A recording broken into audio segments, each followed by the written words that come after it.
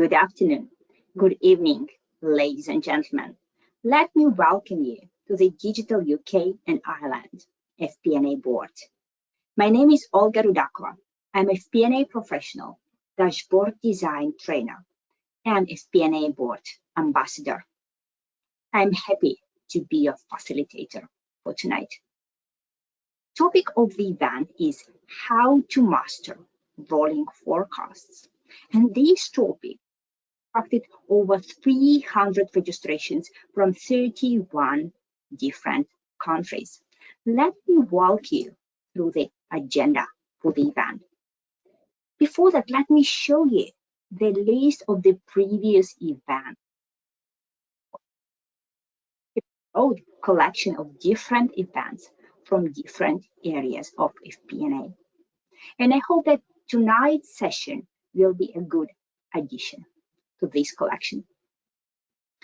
We can expect. Tonight we'll speak about 3 stages of rolling forecasts maturity.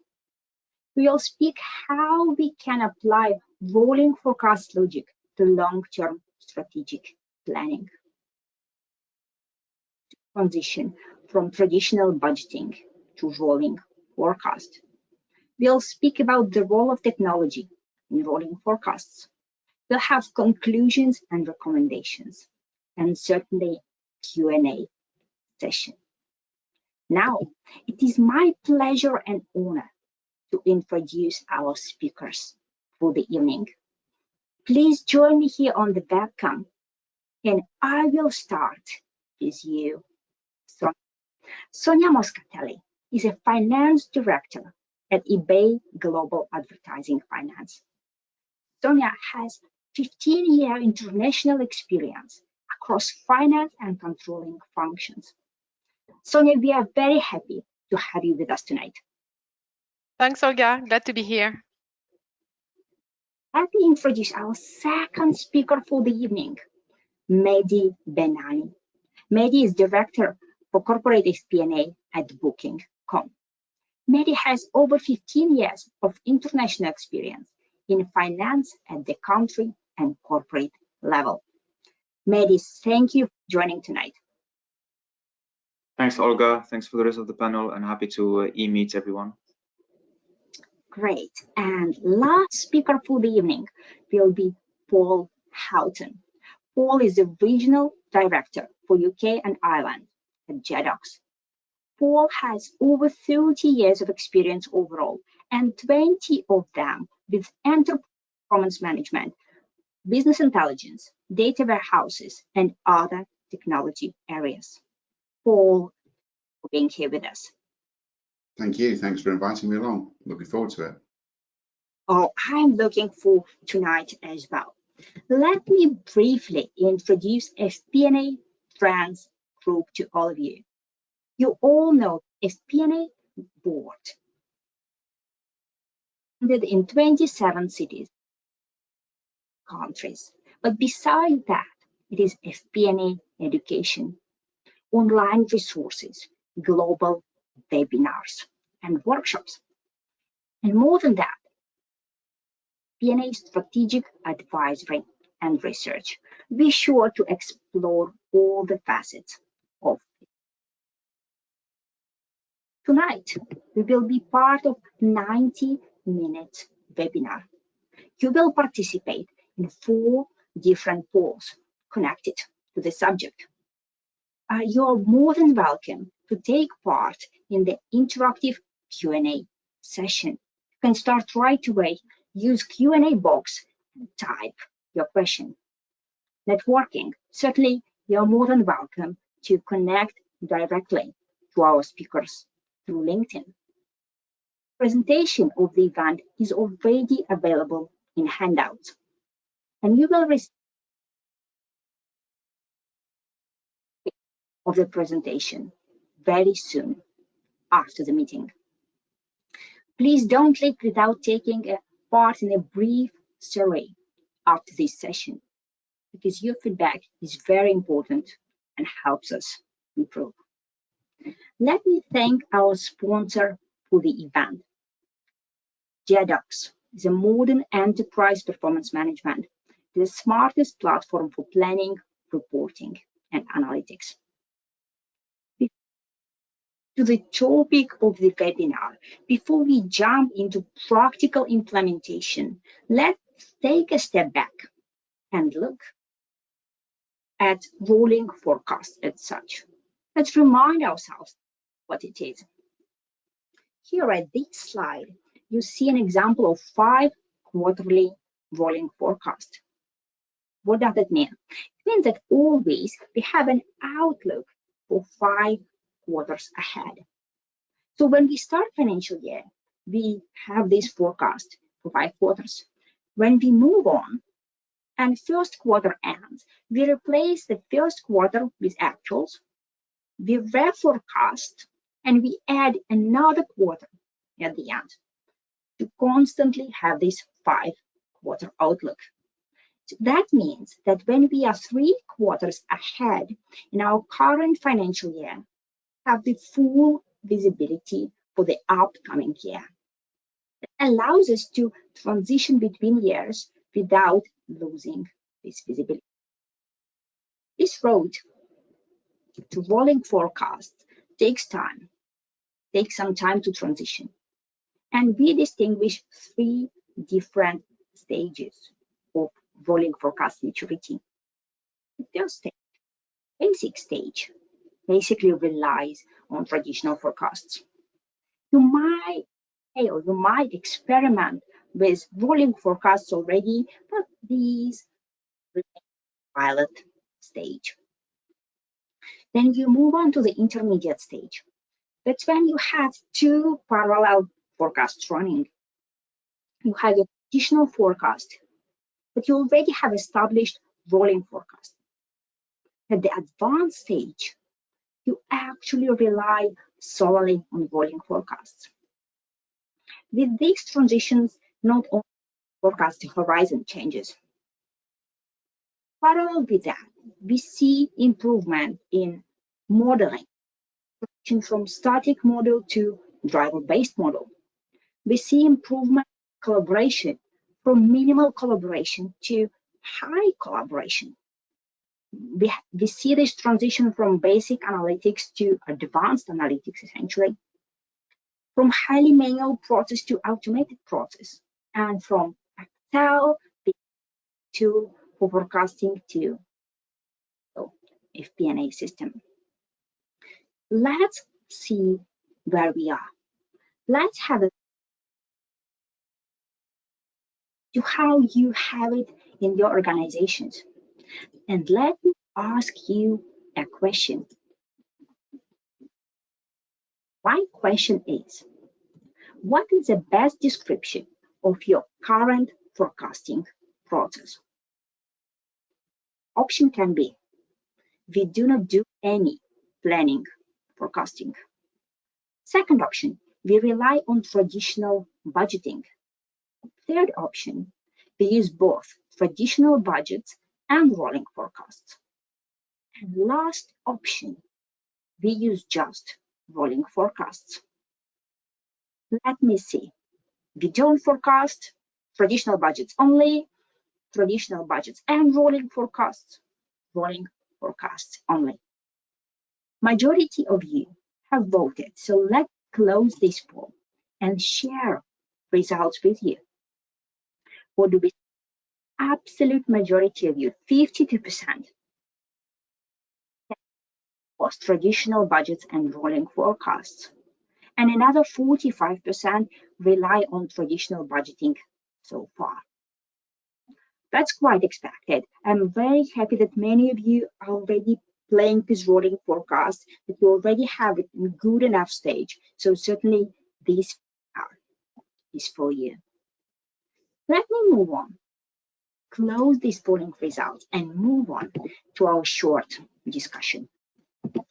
At this stage, I will ask our panelists to join me here for this short discussion. Quite a tricky question. How far should we look ahead in our rolling forecasts, and how to decide on that? Let me start with you, Maggie, on this one. What do you think? Thanks, Olga. I think I would stay a bit traditional in this one and go for a 6-quarter rolling forecast to start with. However, the first couple of months, potentially 1 to 2 quarters, it could be monthly. So, for example, you could have the first 6 quarters with a monthly rolling forecast, and the rest of the quarters, which are 4 quarters ahead. So it's quarterly. And this is basically coming to the next part of the question, how to decide on that. It's really based on what's the need of the organization and how they are affected by external factors. So that could define if, for example, the first quarter could be monthly or 2 quarters to be monthly. But overall, I would still stick with a 6 quarters rolling. Good. I think that's the most frequent answer so far. And I really like how we actually distinguish this granularity, that level of detail. So probably we don't need every part of this forecast to be detailed yet. Really nice answer, Maggie. What do you think, Paul? How far should we look ahead? I think it depends on the industry actually that you operate in. In certain industries, you'd be able to do exactly what Mehdi said, and you'd be able to look at maybe, you know, looking at over 6, 12, 18 months and breaking things down on a quarterly basis. If you're in a retail industry, then that's not going to be working particularly well for you. You're probably going to be having to forecast almost on a weekly basis for certain aspects of what you do. So I think it all depends on the industry that you operate in and how you operate currently, and move from that point of view. Right. I know what you're speaking about, have experience with retail industry. And let me move on to you, Sonia. What do you think? How far should we look ahead? Yeah, thanks, Olga. I think there's no one size fits all, right? And the flexibility is quite important because some time window that may work at some point may be relevant later on. So typically in my case, as we try to evolve the business and we drive a strategic shift, we typically would look into even a further ahead window up to 3 years. So of course, we don't do that every month, right? But this is a time window that we would use for the key drivers, the key business drivers, to ensure that we are trending relatively close to what we expect. So quite some flexibility there. Right, and actually, I can't wait for you, Sonia, to elaborate on that in your presentations, because that's exactly what we are going to. And we are moving to the first question about rolling forecasts. Why do we need to move? And how to apply rolling forecast logic to our long-term strategic planning. And who else can tell us about it better than Sonia Moscatelli? Sonia will be speaking about from rolling forecast to long-term strategic planning. Sonia, the stage is yours. Thank you, Olga, and hi everyone. Glad to be here to discuss this important topic. And I think Olga did a great job at setting the ground around rolling forecast. And I would like to share experience we have at eBay, especially as at this point, we have not formally moved and adopted rolling forecast. However, we are in the process of rethinking the way we forecast to see how we can make it more relevant, address the business need, and support better decision-making down the road. So I'd like to start discussing the time horizon. With COVID, over the past couple of years, we saw a lot of change around the time horizon. So we always kept the annual budgeting and the monthly forecasting process as the core of financial planning. But at the same time, we saw initially when COVID started an increased focus on weekly flash forecast. There was highly volatile business environment. A lot of decisions could be made, a lot of risk and opportunities could be addressed real time. And back then it was highly relevant to look at the business weekly, if not daily, to assess and identify emerging trends and address them timely. At the same time, with the increased volatility in the short term, we actually have more need to look longer term in the 3 to 5 year strategic period. Because with such an uncertain short term, it can drive significantly different longer term outlook. And the way I think about it is really that balancing all those different time windows and having faster turnaround is actually pushing us in the direction of rolling forecast. So if we move to the next slide, Olga, I want to share more about why the traditional financial cycles are under pressure in the business environment that I'm evolving in. The first component is volatility. So we saw an extremely high volatile time for the past couple of years, and we really have to adjust real time to emerging business trends to capitalize on opportunities and mitigate risk. So to give you a few examples that we've been facing with COVID, but also associated items, we saw a lot of constraint around import and export corridors. We saw changing in the supply chain constraints, but also, quite frankly, change in the buyer needs. And while those trends can be extremely short term, it's also driving the longer term view. And this is shaping the performance. So the sooner we can identify those trends and bring the insight, the better equipped management is to take actions. The second important item is also the fact that traditional budgeting cycles is taking longer and longer. Typically, in my experience, it takes 3 to 6 months and most often closer to 6 to lock a budget forecast. If you consider dependency between the businesses and all the approval, the globalization, it's an extremely tedious process. And there's two challenges with that, right? The first one is that while you are busy budgeting, you may miss on some opportunity to execute timely during the rest of the year in process. The second challenge is that after 6 months working through a forecast, the budget is quickly obsolete because the broader context has changed, right? And one very simple example that we're experiencing now is with the great resignation.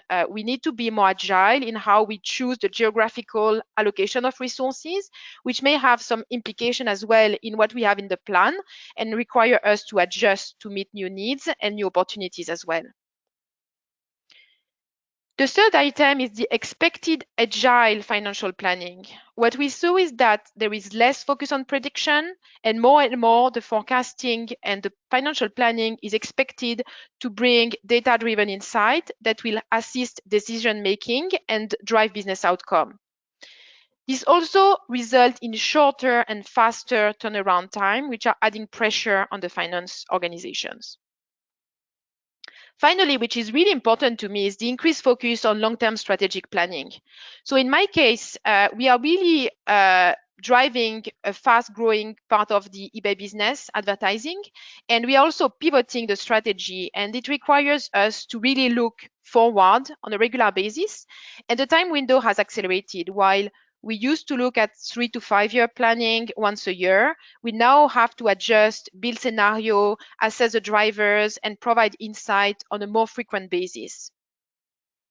This is also tied to investment profile because the current process, the traditional process, is also creating some pressure in terms of resources allocation and investment profile, missing potentially on some opportunities to adjust promptly and ensure that we are tracking and shaping the business in a way that is consistent with the long-term strategy. So what are the challenges on the road to rolling forecast? Keeping in mind that for me, the priority is to make rolling forecast relevant to the business, right? It should really start with the business needs and be addressed and built in such a way that it's enabling the business to make better decisions faster and to act on emerging trends. So the first challenge we are facing is organizational alignment. In complex, global, and matrix organization, this alignment is critical to pivot towards a rolling forecast. And when I think about alignment, it's within the different finance function, which is already quite a significant task, but it's also with the business partners and to convince them about the value and how this can ultimately be a better tool for them to plan. The second challenge is annual investment cycle. At eBay, we are still bound to the annual funding, strictly speaking, and this is also creating the need to come up with more assumptions and scenario planning because we have dependency on the funding. However, this is also an opportunity in my mind because if you think about the rolling forecast, you will be better positioned to prepare the funding discussion and to come with better relevant insight, given that you have started modeling the investment profile earlier on and already have a few quarters of experience on how much incrementality those can drive. The final item is finance resourcing. Finance is a support function in most organizations, and this is something I'm experiencing as well. Given the increased ask for agility, faster turnaround, volatility in the business environment, it's challenging to find time and resources to build a robust rolling forecast from the scratch up to deploy it. And while we expect efficiency gains down the road, there is a short-term investment and upfront investment that is challenging to deliver on. So what steps are we taking towards rolling forecast? Our objective is really to think about providing greater visibility into future outcome, identify risk and opportunities, inform and influence strategic and operational decision. So with that, we are taking a gradual approach to meet the business needs, but also to present the rolling forecast as a dot connector between the different parts of the organization. Rolling forecast would need to be simple and objective. So we decided to split it into three aspects, which we can action and go to the right level of detail depending on the business environment. The first one is the baseline. Baseline is really the underlying business health. So here we use business drivers and we try to really keep the efficient updating of that baseline. In the short term, it's not very actionable. In the long term, it can be interesting to shape longer term strategic decision. The second pillar is the core group dependencies. Working in eBay advertising, we have high dependence against the eBay e-commerce platform. So we need to work very closely with the rest of the organization, avoid duplication, and ensure that the assumptions are aligned together. Here again, less action and less actionability in the short term. So the objective is really to be efficient. Where we actually devote most of the time and resources is on investment and initiatives. This is the most actionable part of the business, and this is where we have a lot of latitude to play with the planning, to reassign, reprioritize, shift resources and investment as needed to address the business need. This is where it's critical to identify emerging trend and risk. So we have always a relevant running list and playbook of opportunities that we can action as needed to cover gaps, both on the initiative and investment side, but also if you go down to the core business health, you may also action some initiatives and investment that can actually go back and timely reflect on those risks. So in conclusion, moving to rolling forecast should really start with a business need. And if it's used properly, it's well prioritized and based on the right drivers, it can really become a powerful dynamic window in the future to influence business decision rather than predict what is coming naturally out of the circumstances. Right. Thank you so much, Sonia, for your presentation. And thank you for telling us how we actually can bring together addressing our current business needs and long-term outlook to the future. If you have any questions to Sonia, it's very good time to ask them through our question box, and we will address them at the end of the session. Meanwhile, let me ask you a question. My dear audience, let me launch another polling question because we want to have another sneak peek into your organizations and see what do you reforecast in your rolling forecast update. So maybe you reforecast all the line items or only items that are significant. Maybe even only items that are significant and volatile. And another option is we don't reforecast at all. So let's see how many line items, if you reforecast all the line items in your rolling forecasts. All of them only significant and volatile, and no reforecasting at all. I can't wait to see your results. So let me close this poll and let me share these results with you. What do we see? We see that most of you, 43%, reforecast only items that are significant. Now the big portion of participants, 30%, only reforecasts items that are significant and volatile. 23% reforecast all the items and only 4% don't reforecast at all. Sonia, let me ask you for a very brief comment to the poll. Is it something that you have expected? Yeah, I expected the significant, and I think there's a trick in the question as well, right? Because you would only focus on volatile item as long as they are significant. So I think that's not super surprising. And I would definitely, in my experience, also focus on items that are significant, volatile, and also to some extent emerging because they may become more relevant in the future. We are trying to move away from forecasting all line items and focusing on the main drivers because it's diluting to some extent. It can be dilutive of the end value of the forecast ultimately. Right. Thank you for answer. Let me hide this polling result and let me move to the next part of the session, again a mini discussion with all our participants. And the question for this one is, how to make sure that rolling forecasts do not become just another time-consuming, non-value added activities. Let me ask all our panelists to join me here on the webcam with their microphones, and we can discuss how to make sure that rolling forecasts are not another time-consuming exercise. And let me start with you, Paul. What do you think?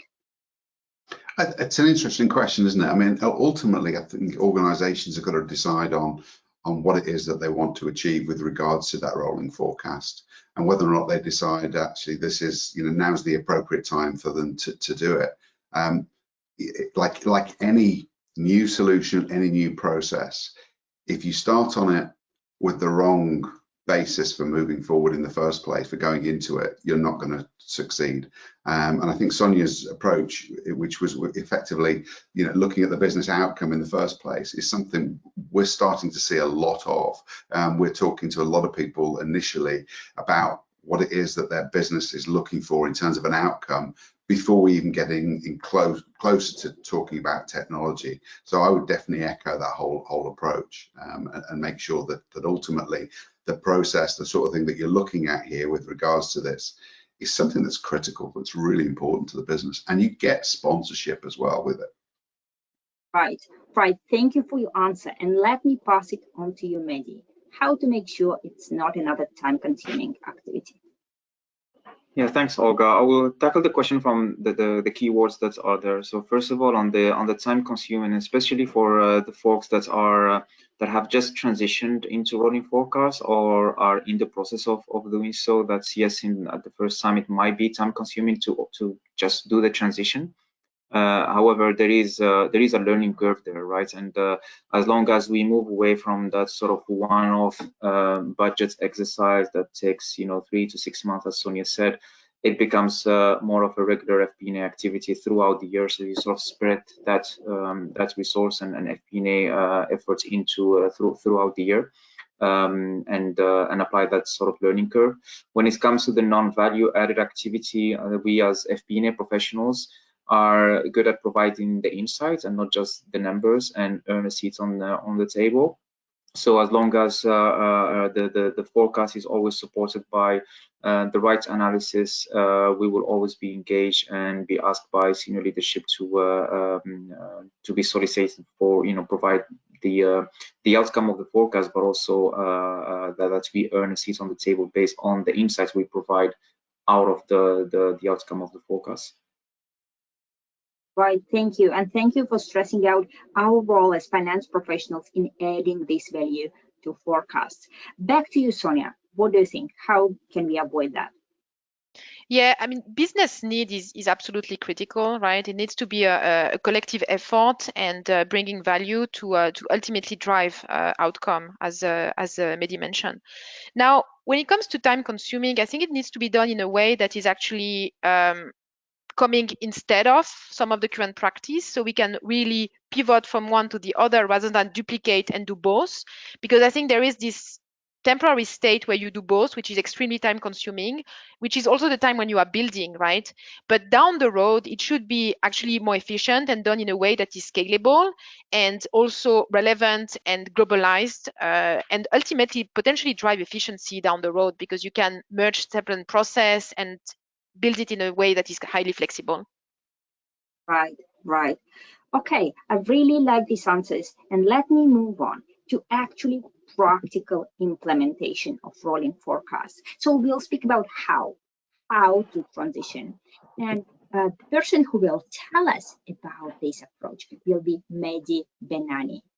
Mehdi will speak about transition from traditional budgeting to rolling forecasts.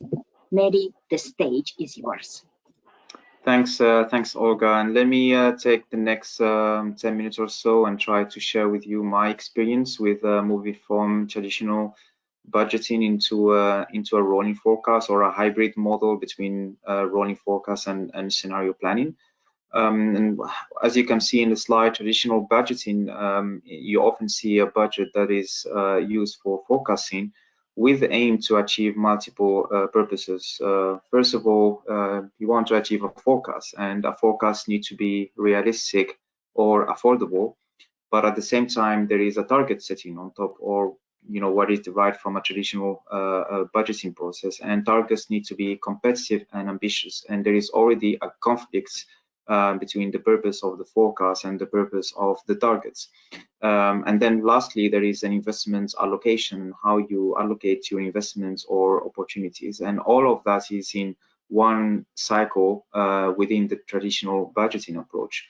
Another inherent shortcoming is that usually it's updated quarterly, and it's quite lengthy, and I fully agree with Sonia that it might take anything between 3 and 9 months to get into the final version towards September or October. Sometimes it's stretched until December of the year.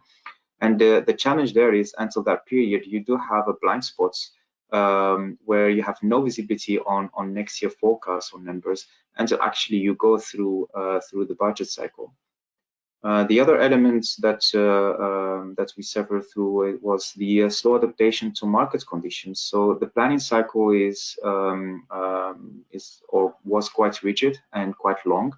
And imagine throughout the cycle, you've already spent 3 months in doing a lot of alignments, operational planning, you are into financial planning, and there is a significant shift in market conditions. So it becomes actually quite hard in the middle of the cycle to do a new iteration of the budget. Lastly, the business might come up with a list of opportunities or investments, and you could be missing out an opportunity by not having a solid structure in place on how to identify, prioritize, and allocate investments. With that, moving to the next slide. So when we move into a rolling forecast scenario, and when we also had that transition in place, it's different in a sense, as also Olga mentioned, usually at a quarter at each cycle. It could be more. We have seen a move away from a traditional sort of all-in forecast and have a mix of centralized and decentralized approach. This required from us doing a deep dive into what the baseline forecast is. So I quite aligned with what also Sonia mentioned, and have clear definition of what the baseline and how we get into the baseline forecast. That can also be derived centrally with low efforts from the organization, and a lot of modeling from FP&A folks, also using some of the macro assumptions, while the investment part or the incremental part are more bottom-up and decentralized. And this is for better decision making, but also ownership of the plans by the business. The use of planning tools have been crucial. First, to move away from dozens of Excel models into a more flexible planning tool, and Paul will dive into that later on in this section. And lastly, allocate funds in a much better and structured way to the right opportunities, but also there are ones who did not make it to the final plans. What do we do with those? So what happened in a rolling forecast scenario is to have a list. In our case, we call it on the shelf. Then this list is reviewed on a quarterly basis based on market dynamics, but also how we are beating or not beating the plan, and incorporate some of the on the shelf in a much more structured manner. Going next. So now, how to ensure a smooth transition, and here are some practical steps that you can follow to transition into rolling forecast, or you can take some examples from how we've done it, and it starts with identifying the goals and communicate to relevant stakeholders. And at this stage, I would always say over communicate is better than the opposites here, especially when it comes to making a transition from one approach into the other. As you have seen in the previous slide, we had to segregate between the three pillars of planning that we had, right? So you have the target setting, the forecast, rolling forecast, and investment allocation, but also how they are interlinked in one integrated planning cycle.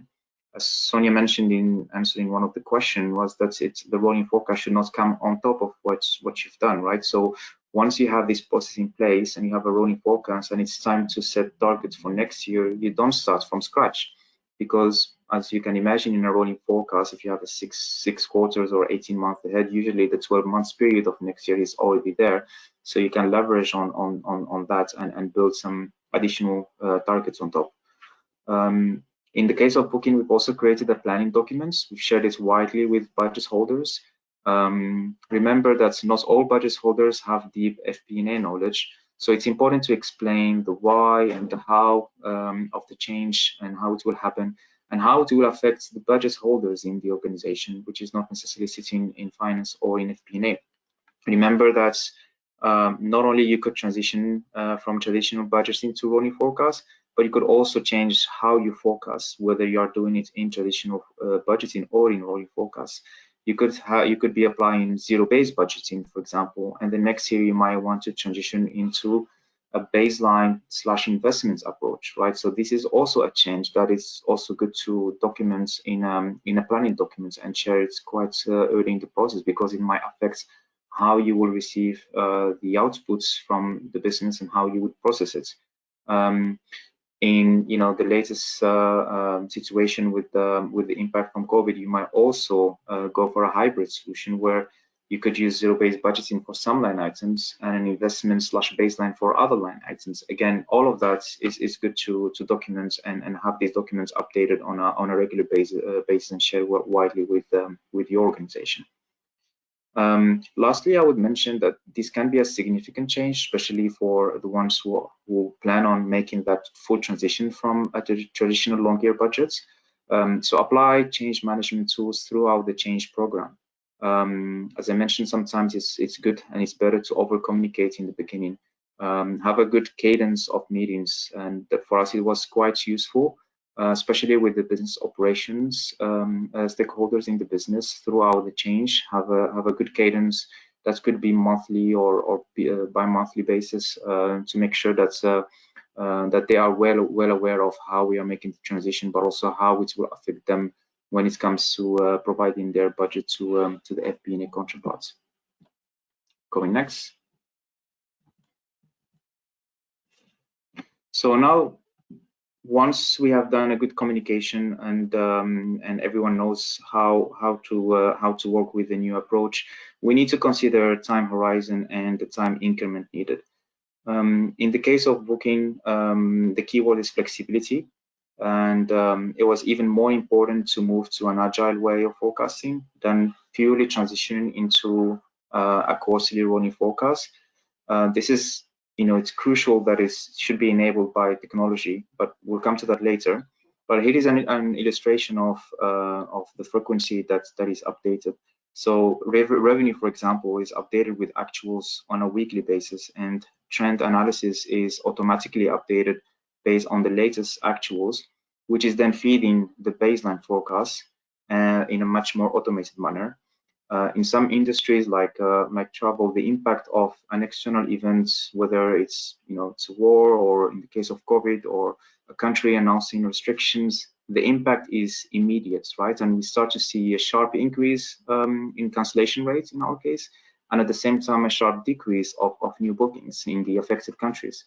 So waiting for the next month or the next quarter to reforecast is not adding much value, and we as FP&A professional are not supporting the business by just waiting for the next quarter to give them the impact of a new variance that took place 2 months ago.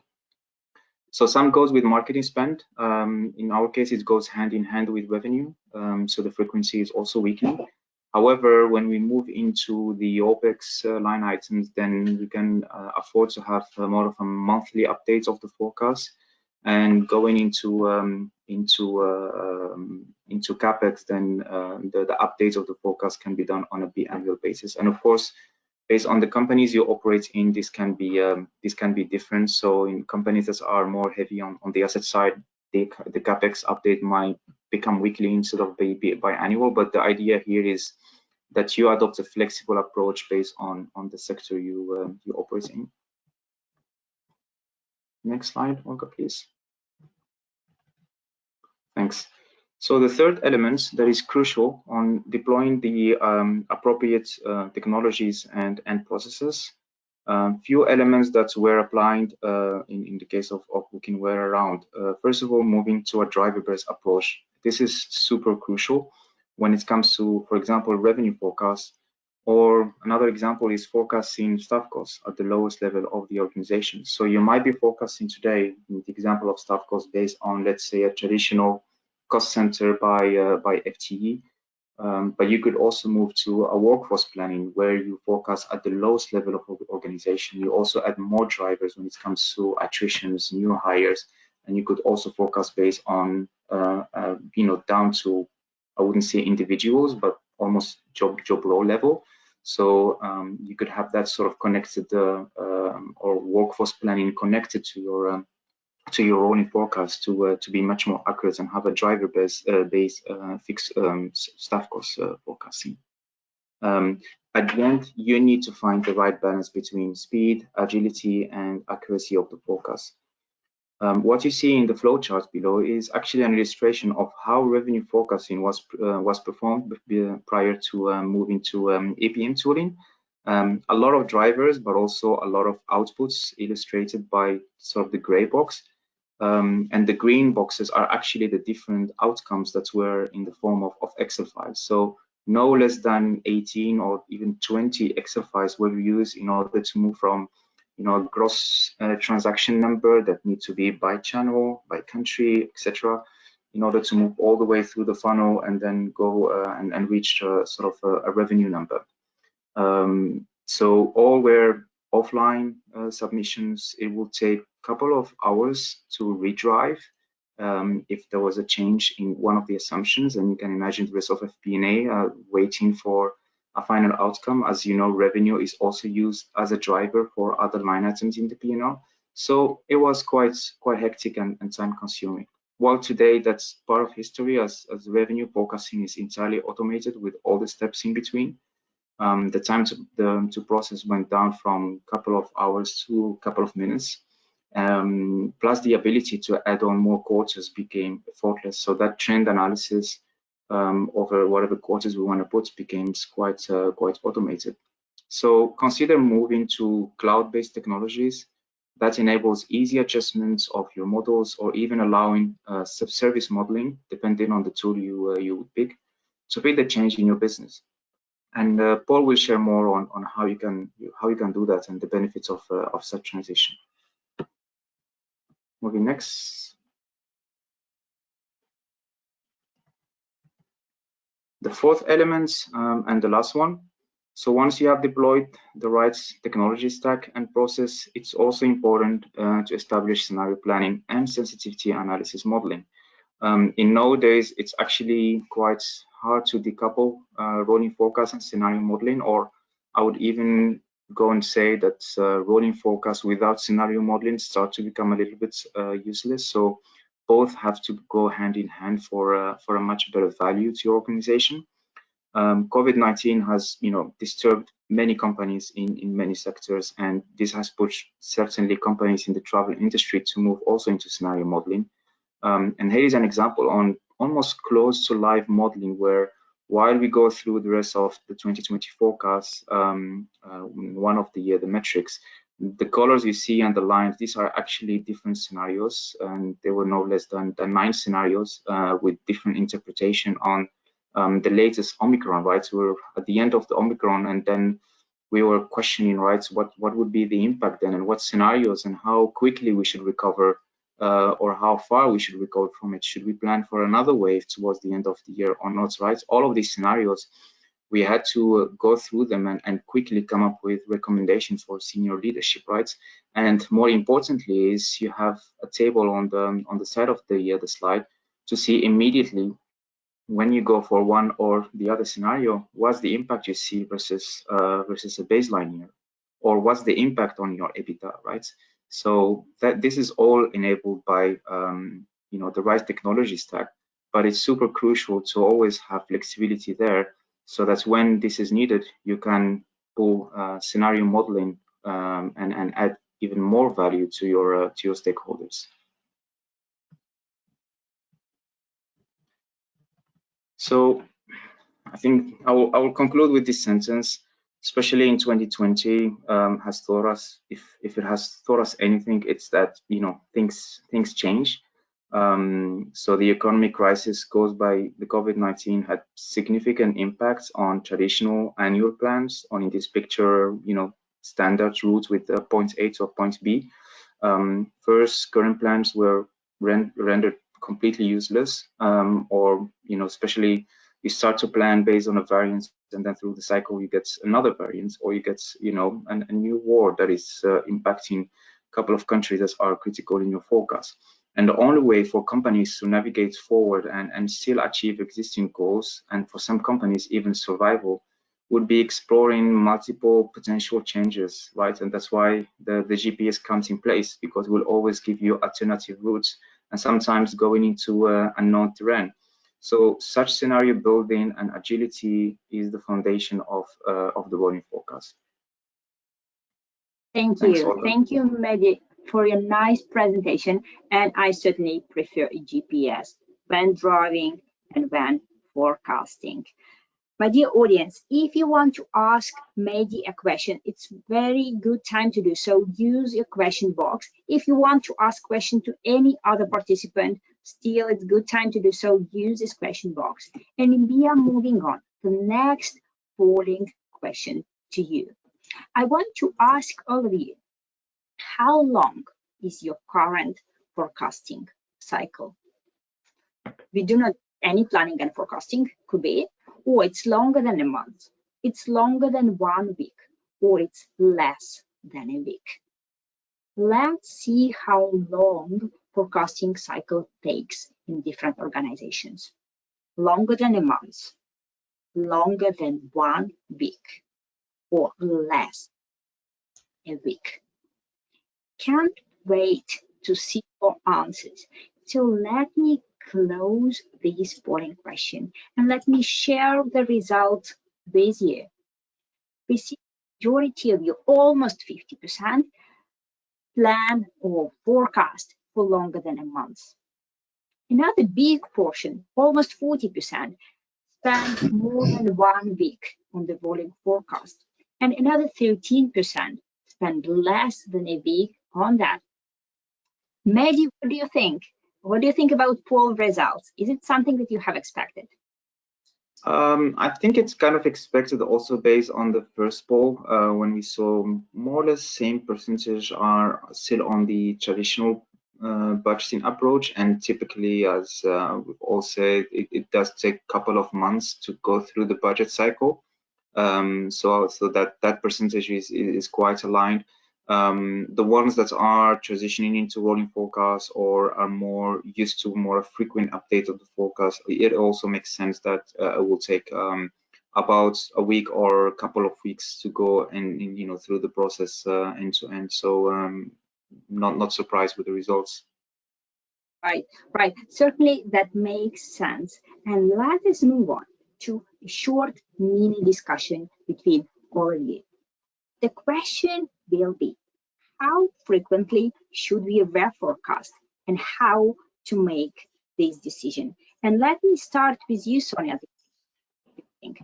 Yeah, thanks, Olga. And I think there, the way I think about it is also applying flexibility. So in my experience, we would typically reforecast once or twice a quarter.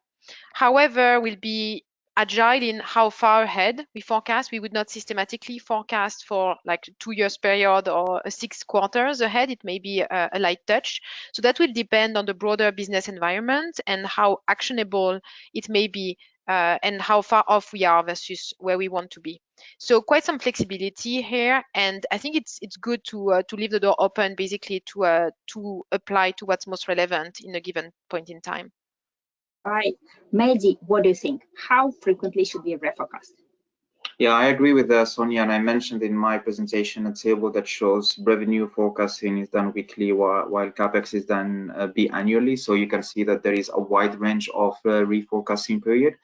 Actually, to take it to the next step, FP&A need to be ready and equipped to reforecast, I would say, live and on demand, based on whatever situation and ask from the business, but also reacting to the markets, or not even reacting, predicting the markets scenarios as well, and have the right process in place, technology, in order to be able to turn a request in in a couple of hours and have a quick update of some of the key drivers or line items and reforecast on a live basis, right?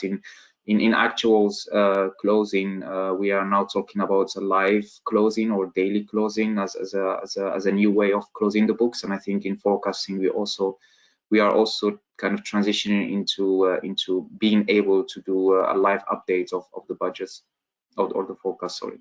Right. Thank you. And I see Paul nodding to that about live forecasting. Paul, what do you think? How frequently should we reforecast? Well, I think it all depends on the industry. It all depends on the type of business that you are and the scale of that business as well. You may move within any given period to a far more frequent forecast than you've been doing, recent time or a previous time. And that just may evolve depending upon the market conditions. As my colleagues said, things like COVID, things like the war in Ukraine mean that we've got to start thinking about doing forecasts on a far more frequent basis. The big question is almost, how do you make that decision? How do you involve the ultimate number of budget holders in that whole process and that whole discussion? And that becomes definitely a technology issue from that point of view as well.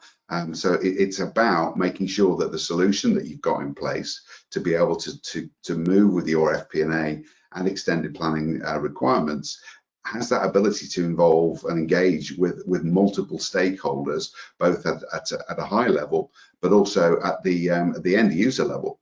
These should be potentially individuals out there in the field being able to do things on technology that they want to use, whether or not it's a mobile phone, an iPad, or something like that. How do they engage with that whole process and make it easy for them? Right. And exactly on this technology solution, we will elaborate in our next presentation. We will speak about what can help with this transition, with rolling forecasts as such. And who else than Paul Houghton can tell us about the role of technology in rolling forecasts?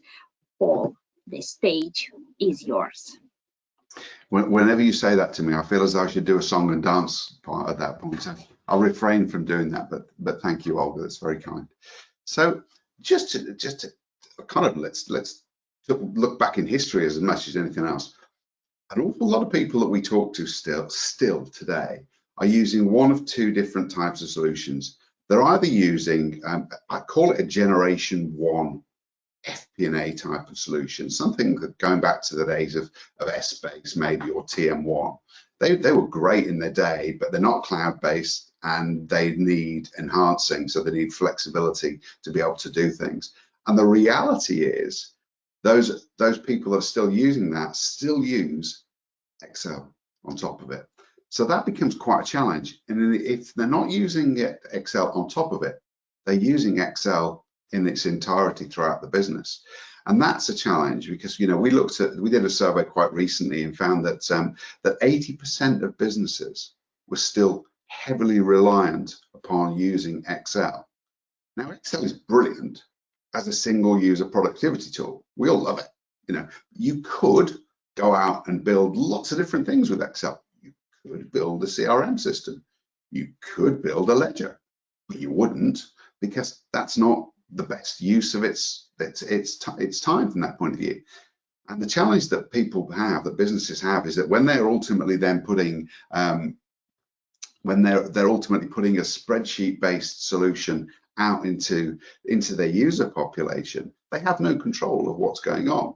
So fairly typically, they send it out to tens, hundreds, potentially thousands of users. The first thing that people do is they save it locally, because they want to be able to do it, to make the changes themselves. They look at it and they say, well, I would have done that slightly differently. My calculation methodology would have been slightly different to the way that that's been done. So they tend to do that, and instantly you're out of sync. That's not a good scenario. So they make those changes, they input the data, they send it back, but the person at the center has no visibility of who's received, started, made changes, sent those back at all. So they receive all of that, and oh, by the way, they've now got to cut and paste from those change spreadsheets into a centralized one. That becomes a real problem in itself, because we're then talking about data, and cutting and pasting is fraught with all sorts of issues. So that in itself becomes a major headache. No, you don't know where people are within the process. They don't know what's been going on. And if you go on to my next slide, you'll see that how things have evolved. Things now are looking at, businesses want to be able to say, well, actually, yeah, I still want to be able to do this whole thing. I want to be able to have a centralized approach to it all. I want to have almost a central planning model, but I want to have some control and some rigor in terms of how that operates. So I'll send it out via email, but I actually get the users to complete all of that online. We'll use a browser, probably. That's going to be a slightly different thing. I can see what's happening within the business, so I can progress and see what I can monitor the progress and see how that's all developing. But going back to one of the things that Mehdi said, extensively earlier, there is a massive drive now within every organization to be able to do more and more scenario modeling.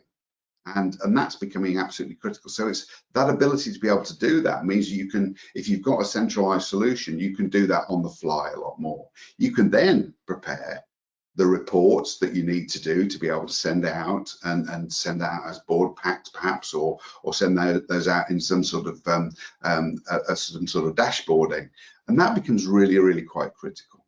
So if we can go to the next slide, please, and I'll then start to talk to you about all the different things that as a business are starting to massively impact. And again, if we look at forecasting in its entirety, going back to January 2020, most people will have done what they always do, which is they do a budget, but they do it based on last year, and they up it by 5%. They started to build into February, maybe some sort of, if they got some sort of rolling forecast, they maybe had 1 month's actuals, and then they started to do a forecast. By March, everything was out of date. Everything. The pandemic changed everything in the way that we operated, the forecasting, and what we need to do. So the businesses now need to do far more strategic planning than they've ever done before.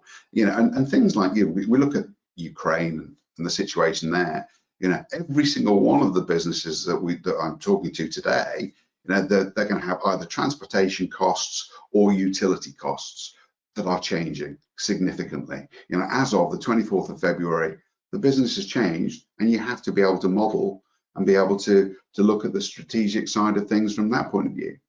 The big challenge as well is that organizations are still saying to us, we need to be able to integrate with multiple different data sources. Some of those are cloud-based, some of them are much older systems that are out there. Oh, and by the way, there's still some people that have got sort of load of data that's hidden across in some spreadsheets on their desktops as well. They need to be able to integrate with all of those different aspects of the business. And that becomes really quite difficult. So ultimately, that whole decision-making and the planning processes are becoming harder and harder for the business to get a really good bird's eye view and a perspective of what they're doing from that point of view. So that becomes really quite challenging. And then from the end user point of view, they want to be able to have very fast systems, solutions that are able to react to their needs really, really quickly. And the processes need to be really agile, and that becomes very, very critical. If we then move on to the next slide, one of the things I wanted to talk about here, we're finding more and more there is a requirement to almost go towards real-time continuous planning. We touched on that earlier. We need to be able to do that at a far more granular level. So, forecasting the frequency is absolutely critical. How are we doing that? We're doing that by making finance the catalysts for change, because businesses are now, and I think Mehdi touched on it earlier, are now starting to think, well, actually, how do I plan across my supply chain? How do I plan across my workforce? And what will be the impact on the next version of my plan and my forecast that I work with at the moment? So there is definitely a requirement to move from almost a high level approach to a far more granular approach as well.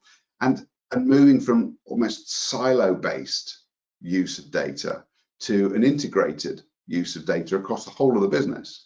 And again, both of my colleagues, Sonia and Mehdi, touched on moving towards almost a lot more driver-based planning across the organizations as well. And that becomes really important. Businesses as well are saying to us, well, actually, there's a lot more algorithms that are out there that we need to start thinking about using those, and so that we can predict a lot better and maybe identify patterns in the data. We're starting to see a requirement for people asking about artificial intelligence, machine learning. Don't get me wrong, nobody comes to us and says the most important thing for me is machine learning and artificial intelligence. But what they want to do is think about how they're going to forecast going forward. They don't want to involve data scientists in this. They want finance individuals to be able to look at this whole process and say, well, actually, I'd like to be able to use the latest and greatest elements to that data science side of things. So, I need to be able to think about whether or not I use artificial intelligence, but I don't want to be the expert around that. I want to be able to think about how it's being used throughout the business and the best way of using it for us. So if we move on to the next slide, what do we need to be successful from a technology point of view? And I think the thing that's quite critical is that the management cycle itself really hasn't changed. You're still planning and managing your business like you've always done that. That hasn't changed. The processes, those haven't necessarily changed. But the strategy, moving down into financial plans and then operational plans, and then the operational plans are being executed more and then reported on, again, that hasn't changed. The analysis, the optimization of it, that hasn't changed. What has changed is the frequency. There is definitely a need to move towards more frequent planning and forecasting from that point of view. And again, my colleagues touched on that. So that whole circle is just getting faster and faster. Additionally, and I touched on it with my answer previously, is that element of collaboration. There's more people needing to be involved with the whole process, and FP&A, individuals that drive the FP&A function are accountants. They're not data scientists. They didn't go and do all their accounting exams in the first place because they ultimately decided, I like to be able to build Excel-based models based on multiple data sources. They actually largely went to do all their accounting exams because they wanted to add value. They wanted to do the analysis aspects of things and add value on top of the plans and the financial data. So today, departments are moving across the whole of the value chain as well. So even more so. So they're moving from finance to sales, through procurement, through human resources, and through supply chain. And the Office of Finance is really becoming the strategic advisor, and the company supports that ability to be able to make those decisions is really being driven by finance. But ultimately, you need the right technology to be able to do that. And it needs a collaborative approach moving across all sorts of different departments.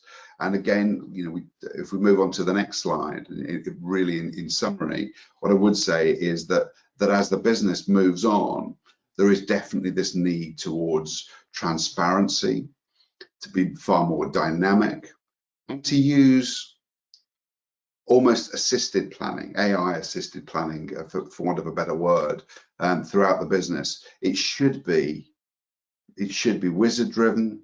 It should be non-data scientist driven from that point of view, and you should be able to start thinking about adding value to the customer.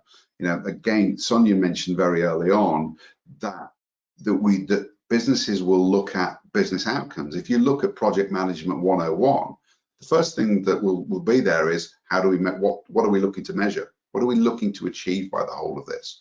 And one thing that we would always say to businesses, let's talk about the outcome that you're looking for. It doesn't really matter which technology provider you go for, but ultimately let's look at, from a project point of view, what is it that you're trying to achieve, and how shall we quantify that? So we can then we can articulate it, we can then quantify it from an economic point of view, and then we can start to look at an ROI. So then we're starting to look at how and why do we take technology in the first place, and how will that improve that whole process. So that's me. Thank you. Thank you, Paul, for your presentation. I could not agree more. And you see that transition to rolling forecasts often more holistic change in your planning process, including the way you collaborate, including the technology you use. Let us move on for our last polling question for the session. The question will be, how mature is a technology that underpins your forecasting process? One option is, we don't do any planning and forecasting. We use Excel as our primary tool. We use traditional planning tools, or we use cloud-based enterprise performance management platform. What is your answer? Excel, traditional planning tools, or enterprise performance management platform? Let me close this poll and let me share the results with you. 64% we use Excel as our primary tool. 27% we use cloud-based EPM platform, and 9% we use traditional planning tools. Paul, what do you think? Is that expected result for you? Sadly, it is. And I find it absolutely incredible every time. I would have thought that most organizations had moved towards the bottom one there, an EPM platform. What that clearly tells us is the survey that we did a while ago is still accurate and still very valid. That Excel is still that primary tool. Excel is brilliant as that single user tool. And it's reasonable to say that that's the tool that we should still ask users, do they want to use that? But use it as an interface. Use it as the tool, whether or not that's Excel or whether or not that's, I don't know, Power BI or one of the other reporting tools like Click or Tableau, something like that. It's something that they should be given the choice. That's how I do my planning. But the fact that 64% are still using Excel is frightening, isn't it, really, in 2022? Indeed. Let me hide these results and let me engage our participants in the last mini discussion. How to avoid the short-term decision-making that results in organizations selecting a system today that they might regret. Mehdi, let me start with you here. What do you think? Yeah, thanks, Olga. And I'll take a practical example that we have been through. And the first advice here is make sure to go through a proof of concepts and pick pick an element of your forecasting cycle or a line item where you have most of the struggle and challenges. And I'm sure many players out there will be willing to come and show you how it can be done in a real life scenario, potentially, and in most of the cases also free of charge. And don't be afraid to reach out to many players. And talking about players in the market, there are many. And what I would say is, when you look for EPM providers, there are many out there that would claim, almost all players can claim that they can do everything. You have ERP solutions that claim to be good at forecasting. You have even sometimes data and analytics solution who claim that can do forecasting. And if you ask them, they will say, oh yes, we can do it. So make sure to go for a tool that their core capability is forecasting and planning, and not an auxiliary kind of attached service on top of what they would do. So that would be a practical tip that I would give. Another one is bring the end user into the proof of concepts. Let them also have a say and see how they would interact with the tool, and let them ask the right question also. For example, if your concern or one of your challenges is how to make changes to a driver, you can ask it during the POC and see what direction, how it is easy or complex to make such a change, right? If this is one of your key concern. So look at collaboration, for example. If collaboration is another element that is crucial for your planning cycle, then which tool is providing that sort of collaboration elements where you can collaborate, for example, inside the tool with other parties within FP&A or outside FP&A. So to summarize, to make sure that it's a one right time implementation, take the time and do a POC and take a decision later on. Thank you, Mehdi. And let me move on to you, Sonia. Very briefly, how can we avoid this mistake and choose the right system today? Yeah, thanks, Mehdi, for all the practical tips. I think that's super helpful. I would say on my side that the most important is to understand how it will fit within the resources. I think the most important investment as part of this shift is people and the finance organization, but broader organization. So understanding how that will impact and how that can actually be ultimately efficient. Right, so that's the ultimate item to keep in mind. And more broadly, having a flexible system that can allow to start small and grow big or adapt to constantly evolving situation is the second item I would prioritize. Right. Thank you, Sonia, so much for your answer. And back to you, Paul. What do you think? How can we choose the right system today? I totally agree with all of those aspects. To a certain extent, this is a crowded marketplace. There's a lot of people that can operate and can suggest that they've got an FP&A solution. And Mehdi's absolutely right. There's lots of, particularly ERP vendors will say, we can do it, and we'll bundle it as part of another solution. So you're not really paying for it. You are paying for it. You're paying for it in terms of implementation.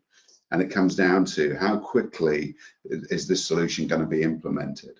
I would, if I was looking now, I'd be saying, I want to get a really strong feel for the people. That's trust. You need to be comfortable that the solution provider, the people are going to be there.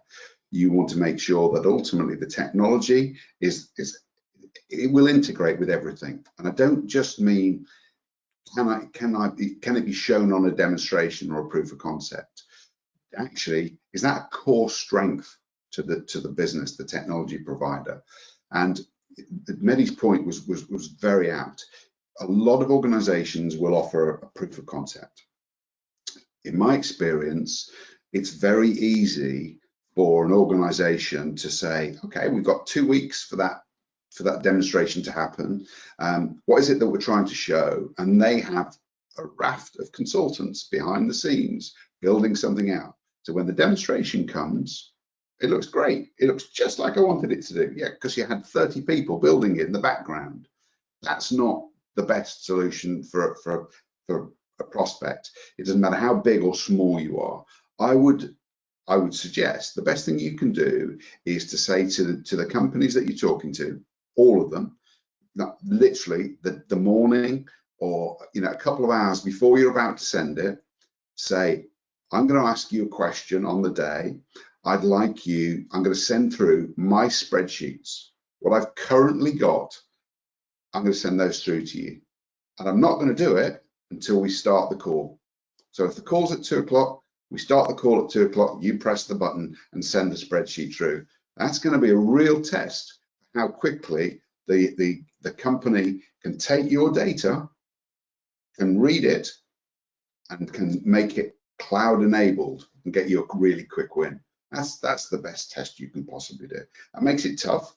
I can tell you from a pre-sales point of view, my pre-sales colleagues will be going, oh crikey, but in reality, you'll get a really good picture for how easy it is for the provider to do things with your information and do things on the fly, and you'll get a much better feel for it. Thank you, Paul, for your tips. I think it's quite a good piece of advice for all of us choosing a new system. And I have to say that we have so many questions today that I suggest we jump right into the Q&A session to attempt to answer at least some of them. And let me start with you, Sonia, right away. There is a question addressed to you. I like the idea of having a waiting group for risks and opportunities. Do you have a prescriptive way of determining what moves from waiting room to the forecasts, or it is a dark art? So how do you decide what to move from the waiting room to the real forecast? Yeah, that's a very relevant question, right? And I think the first thing is we need to always have that list, and that's difficult. It requires a lot of discipline.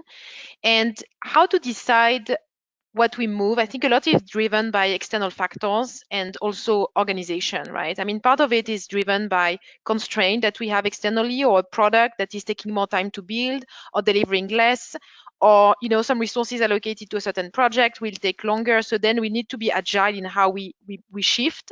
And this is kind of a constant replanning process, right? Where we need to adjust and have that list always to be able to juggle, right? But it's a lot of judgment. I think there's no one size fits all, but it's really about having the mindset to constantly get back to the list and pushing the business to keep that list up to date, so that we can drive actions.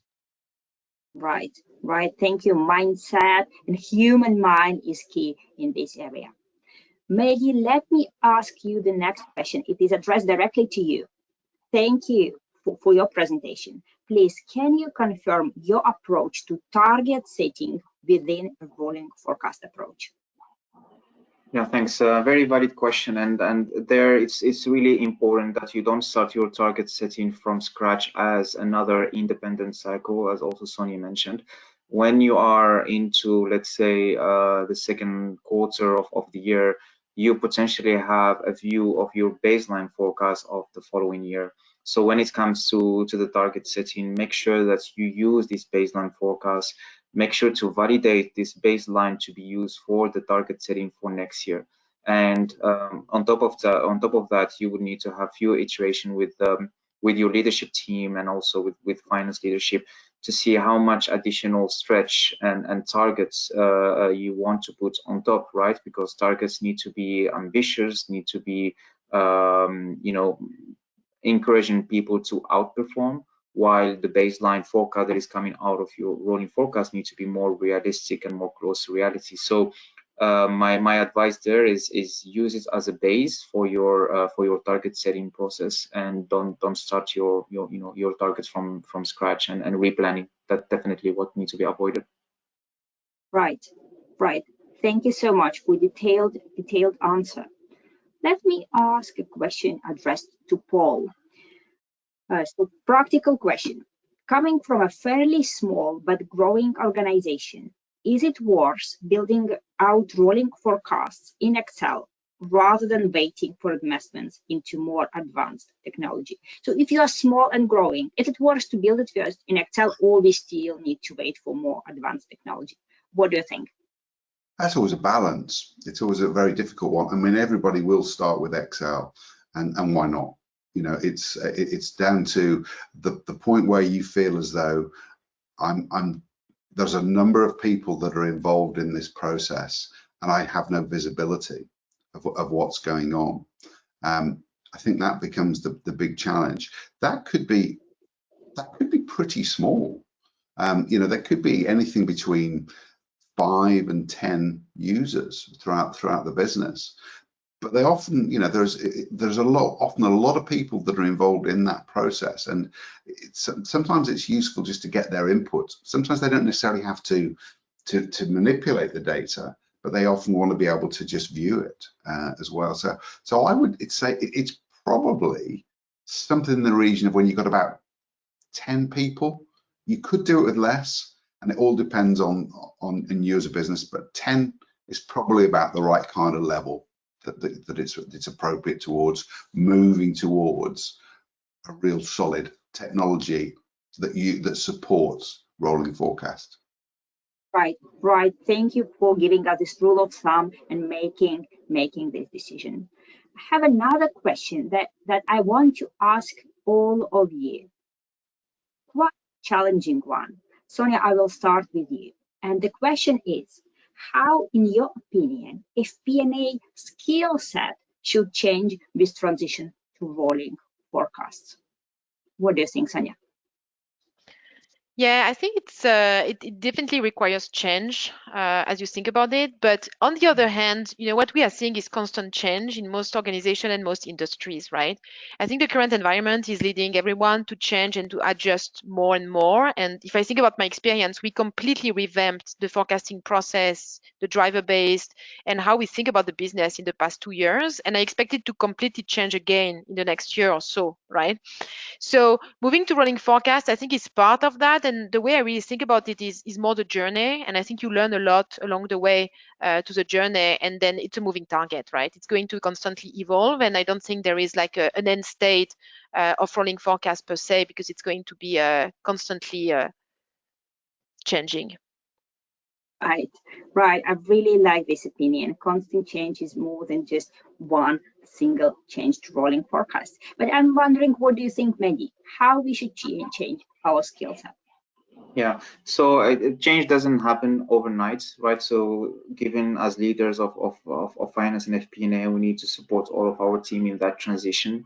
All of our FP&A counterpart need to understand that our role is not necessarily and primarily data crunching and spending hours and hours in front of spreadsheets, but actually how do we make use of the numbers and provide the right insights. And definitely moving into rolling forecasts in a more automated manner is the way to go. And building on Paul answering the previous question, it's actually not that also not expensive anymore to move to EPM, right? If you are an organization with 10 users, the cost will be relative to the 10 users and won't be necessarily hundreds of thousands per quarter or per year if you are a small company. So be that in mind. That's there is quite a lot of competition, but also the cost is also adapted to the size of your organization.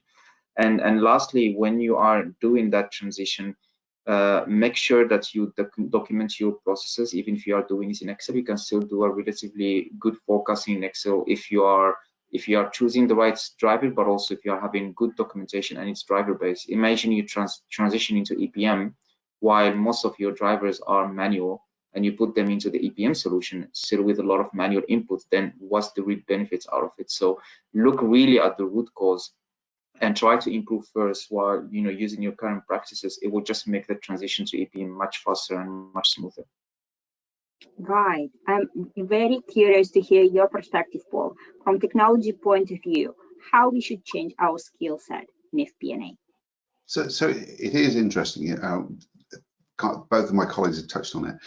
The skill sets are still finance based, and it's that ability then to be able to interact with other parts of the business. It's finance professionals themselves are now becoming far more than just finance professionals. They are definitely getting engaged across an entire business. As I touched on earlier, there is definitely a need to engage with other parts of the business. And that, going back, it's probably not that long ago, 5 to 10 years ago, the CEO had always been from the sales point of view. Well, actually now a CEO has probably come from a CFO background. And that's quite different. You know, there's been a far more closer understanding of the finance aspect of the business.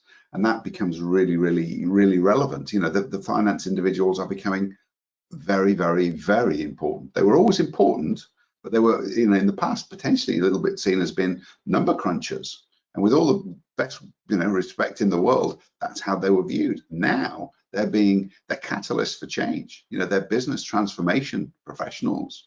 And I think that must be more exciting. As Mehdi said, and you know, we touched on earlier, nobody wants to spend their hours crunching data from multiple spreadsheets, and you know, it's analysis and adding value from that point of view.